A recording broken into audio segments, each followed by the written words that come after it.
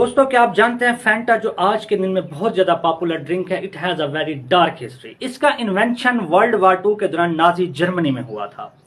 उस वक्त American company Coca Cola बहुत ज्यादा पॉपुलर होती थी। 1920s में कोका कोला ने डिसाइड किया कि वो बाहर के कंट्रीज में भी एक्सपैंड करेगी।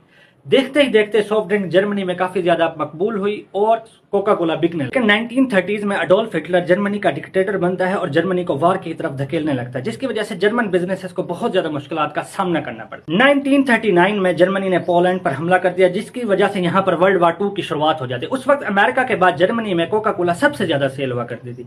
जर्मनी में कोका कोला के 43 प्लांट और 600 के करीब लोकल डिस्ट्रीब्यूटर थे। दूसरी तरफ पर्ल हार्बर के हमले के बाद अमेरिका भी इस लड़ाई के अंदर शामिल हो जाता है और अमेरिका अपने अलाइज के साथ शामिल हो जाता है और जर्मनी को अपना दुश्मन डिक्लेयर कर देता है। यहां पर trading with the enemy act of 1917 इस्तेमाल किया जाता है, जिसमें अमेरिकन कानून के तहत जो भी दुश्मन मुल्क होंगे उनके साथ ट्रेड नहीं होगी, जिसकी वजह से अब कोका कोला आसानी से अपने ड्रिंक जर्मनी में नहीं बेच पाएगा। उस वक्त जर्मनी में कोका कोला के हेड थे मैक्स कीथ। उन्हें अपने डूबते बिजनेस को भी बचाना था।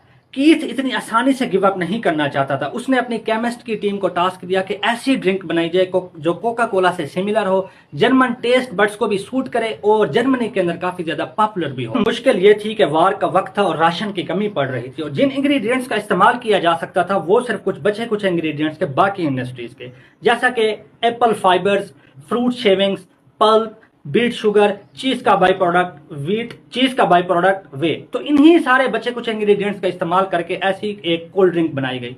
जब इस कोल्ड ड्रिंक का नाम रखने का टाइम आया तो कीथ ने अपनी टीम से पूछा कि अपनी इमेजिनेशन का इस्तेमाल करो।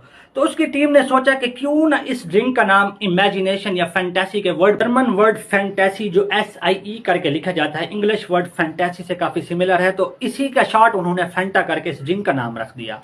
तो इसी तरह कोका कोला ने अपनी डूबती सब्सिडीज को बंद होने से बचा लिया वार के। मजे की बात यह है कि जर्मन के लोगों को इसका टेस्ट इतना पसंद आया कि 1943 तक जर्मनी में फैंटा के करीब 30 लाख से भी ज्यादा बॉक्स बिकने लगे। लेकिन वर्ल्ड वार टू के बाद इसकी प्रोडक्शन को बंद कर दिया गया। 1955 में पेप्सी ने नए फ्लेवर की कोल्ड ड्रिंक मार्केट में उतारना शुरू कर दी, तब फिर से फैंटा को मार्केट में उतारा गया। यही वो वक्त था जब ऑरेंज फ्लेवर वाली मॉडर्न फैंटा लोगों के सामने आए। तो दोस्तों, फैंटा की फैंटेसी स्टोरी जानकर आप लोगों को कैसा लगा, कमेंट सेक्शन में जरूर बताइए।